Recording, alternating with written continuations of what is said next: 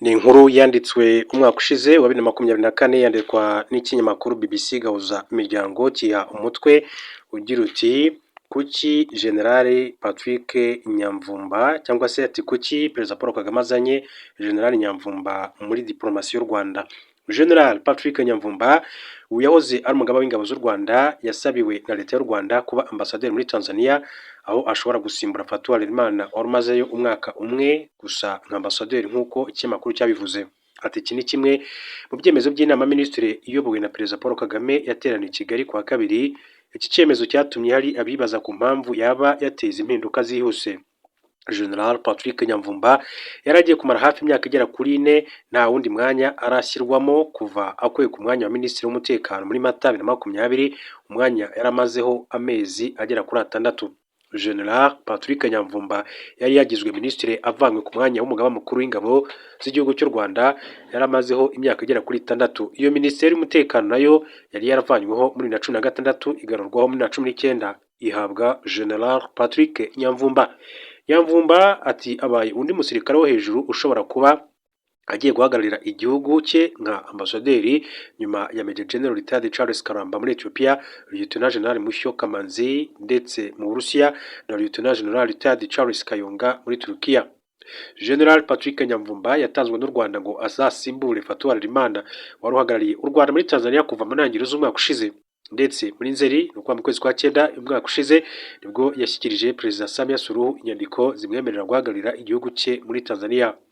Muri diplomasi zikeshi ambasaderi w'igihugu asimbuzwa nyuma y'umwaka umwe. Inama minisitiri yo kwa kabiri yasabiye Fatou Harelimana kujya guhagararira u Rwanda muri Pakistan. Hanyuma Fatou Harelimana yoherezwa muri Tanzania yarasimbuye General Major Retired Charles Karamba wari ambasaderi muri Tanzania muri 2019. Mu mpinduka zabaye mu ntangiriro z'umwaka ushize General Karamba yoherejwe kuba ambasaderi muri Angola, ariko uyu wahoze ari umugaba w'ingabo zirwanira mu kirere ntiyagiye muri Angola, nyuma leta imwohereza guhagararira u Rwanda muri Ethiopia ndetse na Djibouti. Ati kuki Harelimana ahise asimburwa aka kanya? Ati kohereza undi ambasaderi w'umujenerali muri Tanzania bishobora kureberwa mu mpamvu ebyiri cyangwa se nyinshi bitewe n'usesengura.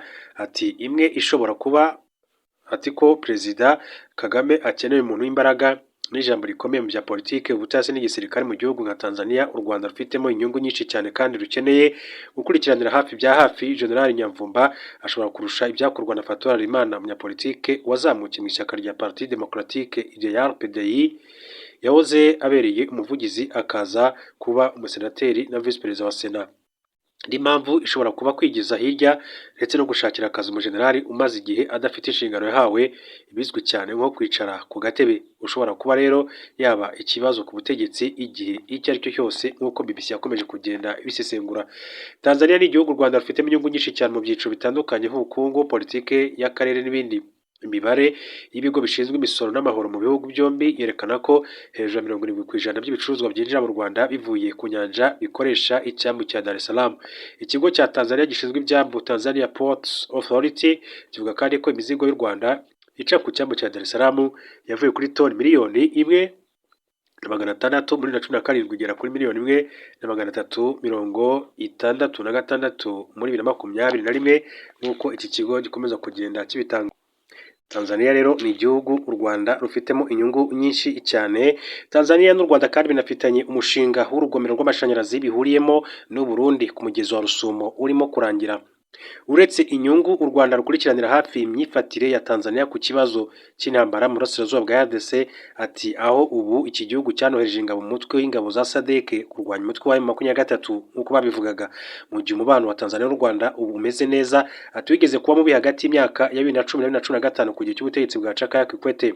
Tanzania ni ingenzi muri diplomasi y'u Rwanda kandi uhagarariye u Rwanda muri icyo gihugu ni nawe uba uruhagarariye muri Seychelles.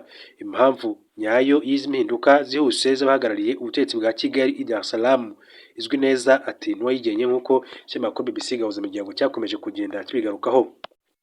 Nyuma y'igihe kandi abaye ambasaderi cyangwa se uhagarariye inyungu z'igihugu cy'u Rwanda muri iki gihugu cya Tanzania, ikinyamakuru cya Akadomo.com cyanditse ati nibitangaza abanyarwanda twagizemo uruhare General Nyamvumba ku Rwanda rwa nyuma ya jenoside.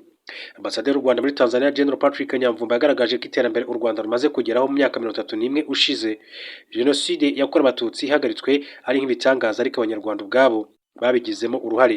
Ati yabigarutseho mu kiganiro yagiranye n'umunyamakuru muri Tanzania wamubajije ku rugendo rw'u Rwanda nyuma ya Jenoside yakorewe Abatutsi uko Abanyarwanda babashije gukira ibikomere ndetse no kongera kubaka igihugu. Ambasaderi General Patrick Nyamvumba wari mu ngabo za RP zahagaritse Jenoside yakorewe Abatutsi yavuze ko urugendo rwo kwiyubaka ndetse no komora ibikomere ari rwo rwahise rutangira nyuma yo kuyihagarika kugira ngo Abanyarwanda bongere kubana kandi ko rutari rworoshye.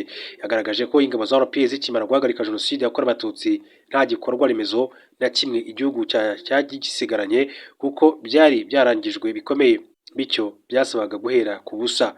Ati mu by'ukuri mwaka wa 1994 umujyi wa Kigali wari wuzuye imirambo. Icyambere twakoze tukimara gufata igihugu kwari ugusukura umujyi dukuraho iyo mirambo. Twabonaga imbwa n'inkongoro zirya abapfuye. Rero iyo ufite iyo shusho y'igihugu kimeze gityo kidafite ibikorwa remezo ahashize hacu hari habi cyane.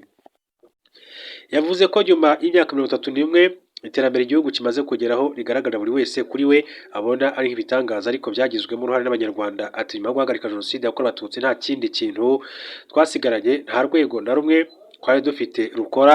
Rero iyo wibutse aho twari mu myaka 31 ishize ukareba aho turi uyu munsi tubibona nk'ibitangaza ariko n'ibitangaza twagizemo uruhare. General Patrick Nyamvumba yasangije uwo munyamakuru inkuru y'uko hagati ya 2009 na 2008 yafashije abana be gukora umukoro wo mu rugo w'imibare yifashishije telefone ye, akabwira ko ari abanyamahirwe kuba bari mu gihe abantu bashobora kuzifashisha ariko bo ntibumve ko ari ibintu bihambaye. Ati abana banjye baje mu rugo bavuye ku ishuri ariko bari bafite umukoro, bansabye ko nabafasha gusubiza ikibazo cy'imibare bari bahawe ariko icyo gihe sinibukaga inzira zo kugisubiza. Nafashe telefone yanjye ndabireba hanyuma mbaha inzira bari bunyuremo. Nyuma narababwiye nti mufite umugisha kuko uyu munsi nshobora gukora ibi ariko se mwamenya ko hari igihe iki gihugu cyabayeho kidafite na telefone.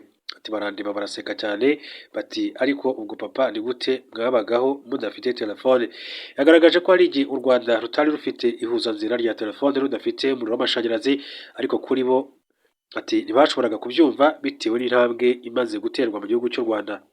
General Patrick Nyamvumba yemeza ko nyuma y'imyaka 31 u Rwanda rufite intego yo kuba igihugu gifite ubukungu bwigariye muri 2035 no kugera ku iterambere muri 2050 kandi ko ari ibintu bishoboka kugerwaho.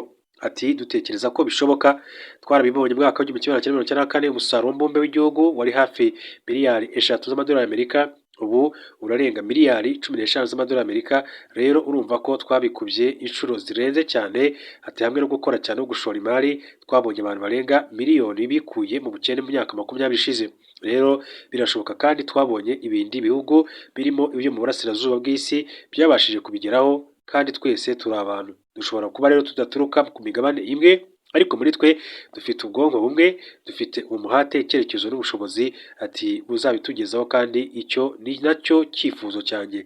General Patrick Nyamvumba yabaye minisitiri w'umutekano mu gihugu kuva mu Gushyingo 19 kugeza muri Mata 2020. Tariki 23 Kamena 2013 yagizwe umugaba mukuru w'ingabo z'u Rwanda asimbuye Lieutenant General Charles Kayonga. Icyo gihe General Nyamvumba yarasoje imirimo ye nk'umuyobozi w'ingabo za Loni zibungabunga amahoro mu gace ka Darfur Unamid aho yayoboye kuva 2009 kugeza 2013.